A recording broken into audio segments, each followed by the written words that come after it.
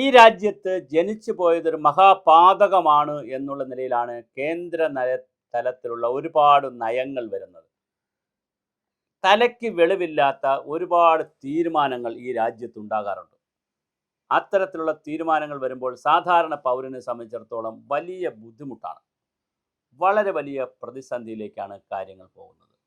SIR വന്ന് SIR ഒരുവിധം നന്നായിട്ടൊക്കെ ചെയ്തു എന്നൊക്കെ അവകാശപ്പെട്ട് കുറേ ആളുകൾ പുറത്തായി അകത്തായി എന്നൊക്കെ പറഞ്ഞപ്പോഴാണ് ഇതാ കൂനിന്മേൽക്കൊരു പോലെ അടുത്ത ഐറ്റം വരുന്നു. പുതുതായി വോട്ടർ പട്ടികയിൽ ചേർക്കുന്നതിന് മാതാപിതാക്കളുടെ SIR വിവരങ്ങൾ സമർപ്പിക്കണമെന്ന് തെരഞ്ഞെടുപ്പ് കമ്മീഷൻ. അപ്പം മാതാപിതാക്കൾ മരിച്ചുപോയാൽ വോട്ട് കിട്ടത്തില്ലയോ?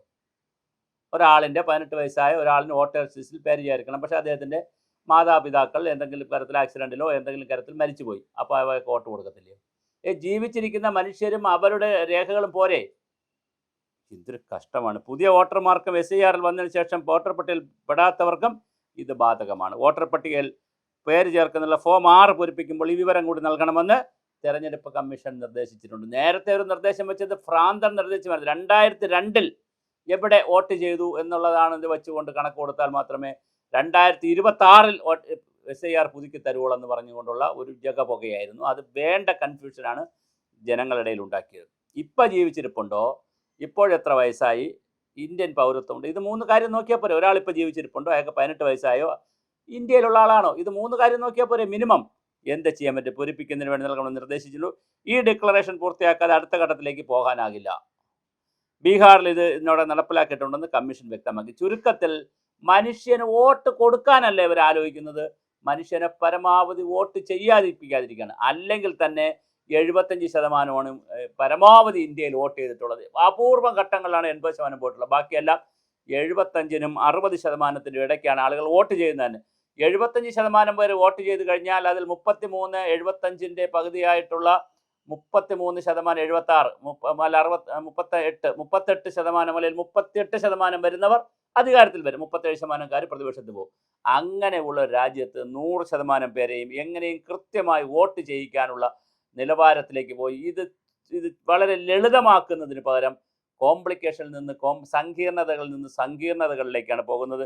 ഇത് കൃത്യമായി വോട്ടർമാരെ മാപ്പ് ചെയ്യാൻ സഹായിക്കുകയും പുതിയ വോട്ടർമാർക്ക് അപേക്ഷയോടൊപ്പം സമരം രേഖകളും എണ്ണം കുറയ്ക്കുകയും ചെയ്യുന്നുവെന്ന് കമ്മീഷൻ ഉദ്യോഗസ്ഥർ തെറ്റിദ്ധരിച്ച് PTA റിപ്പോർട്ട് ചെയ്തു. ഇരട്ട വോട്ടുകൾ, താമസം മാറിയവർ, വിദേശികൾ എന്നിവരെ വോട്ടർ പട്ടികയിൽ നിന്ന് നീക്കം ചെയ്യാനും ഇതിലൂടെ ലക്ഷ്യമിടുന്നുവെന്ന് കമ്മീഷൻ പറഞ്ഞു. കമ്മീഷൻ്റെ ഈ ഉഡായിപ്പ് പരിപാടികളൊക്കെ രാജ്യത്ത് ആളുകളെ വോട്ട് ചെയ്യിക്കാൻ പ്രേരിപ്പിക്കുന്നതിൽ നിന്ന് പിറകോട്ട് വലിക്കും. ഒരു സിറ്റിസൺ എന്നുള്ള നിലയിൽ ഒരാൾ പണ്ടേ അദ്ദേഹം വോട്ട് ചെയ്യാൻ പോകുന്നില്ല, പിന്നെ എൻ്റെ കയ്യിലാണ് ഈ പരിപാടികൾ കൂടി.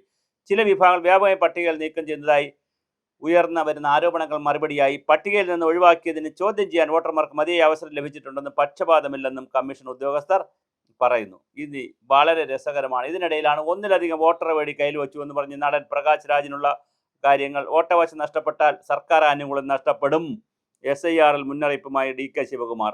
ഇങ്ങനെ ഓരോ രസകരമായ ഓരോ ദിവസവും വളരെ രസകരമാണ്. കർണാടകത്തിലുള്ള SIR പ്രക്രിയ ആരംഭിച്ചതിലൂടെ വോട്ടർ പട്ടികയിൽ തങ്ങളുടെ പേരുണ്ടെന്ന് ഉറപ്പുവരുത്തണമെന്ന് മുഖ്യമന്ത്രി ജനങ്ങളോട് അഭ്യർത്ഥിച്ചു. ഒരുപക്ഷെ അങ്ങനെ വോട്ടർ പട്ടികയിൽ പേര് വന്നില്ലെങ്കിൽ നിങ്ങളുടെ മറ്റ് ആനുകൂല്യങ്ങളും തടസ്സപ്പെടുത്തും. അങ്ങനെ ജനങ്ങളെ എന്തൊക്കെ തരത്തിൽ ബുദ്ധിമുട്ടിക്കാൻ കഴിയുമോ ആ തരത്തിലൊക്കെ ജനങ്ങളെ ബുദ്ധിമുട്ടിച്ച് ജനങ്ങളെ ലളിതമായി അവർക്ക് വേണമെങ്കിൽ വീട്ടിലിരുന്ന് വോട്ട് ചെയ്യാൻ പറ്റുന്ന സാഹചര്യമുള്ള മൊബൈൽ ആപ്പും AI-യുടെ സാങ്കേതിക വിദ്യ കൊടുക്കേണ്ട പുതിയ കാലത്ത് അവരെ പരമാവധി ടാക്സ് ചെയ്യുന്ന, പരമാവധി അവരെ സ്ട്രെസ് ആക്കുന്ന പുതിയ തീരുമാനങ്ങളാണ് കൊണ്ടുവരുന്നത്. അതാണ് ഞാൻ നേരത്തെ തുടക്കത്തിൽ പറഞ്ഞത്. ഇവിടെ ജനിച്ചു പോയത്, ഈ ജനാധിപത്യത്തിൽ ജനിച്ചു പോയത് എന്തോ പാതകമാണ്, തെറ്റാണ്.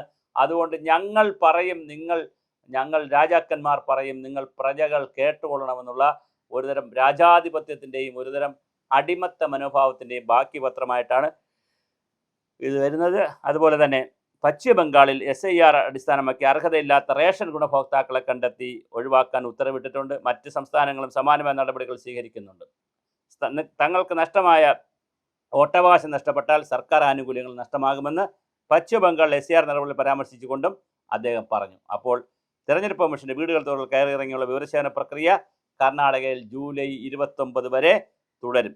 അതുപോലെ രാജ്യത്ത് വിവിധ സ്ഥലങ്ങളിൽ നടക്കുന്ന ഇത്തരത്തിലുള്ള തെരഞ്ഞെടുപ്പ് റിവിഷൻ അല്ലെങ്കിൽ ജനസംഖ്യയെ ചേർക്കുന്ന, ജനങ്ങളെ വോട്ടേഴ്സ് ലിസ്റ്റ് ചേർക്കുന്നതിൽ വലിയ ഒരു പ്രതിസന്ധിയാണ് രാജ്യത്ത് നിലനിൽക്കുന്നത്. കൂനിന്മേൽ കുരുപോലെ ഇപ്പോഴിതാ പുതിയൊരു നിയമം കൊണ്ടുവന്നിരിക്കുന്നു.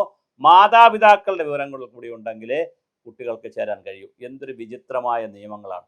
പക്ഷെ എന്ത് ചെയ്യാൻ പറ്റും? നമുക്ക് എവിടെയാണ് ചോദ്യം ചെയ്യുക? സുപ്രീം കോടതി പോയാൽ ഇത് ഇലക്ഷൻ കമ്മീഷനാണ്, സ്വതന്ത്ര ബോഡിയാണ്, ഇൻഡിപെൻഡൻ്റ് ആണ്, ഭരണഘടനയാണെന്നൊക്കെ പറഞ്ഞാൽ അല്ലെങ്കിൽ തന്നെ ആരാ പോകുന്നത്? കഷ്ടമാണ്, സങ്കടമാണ്, ഖേദകരമാണ്, ദുഃഖകരമാണ്. ഇതല്ലാതെ നമുക്ക് മറ്റെന്താണ് പറയാനുണ്ടാവുക?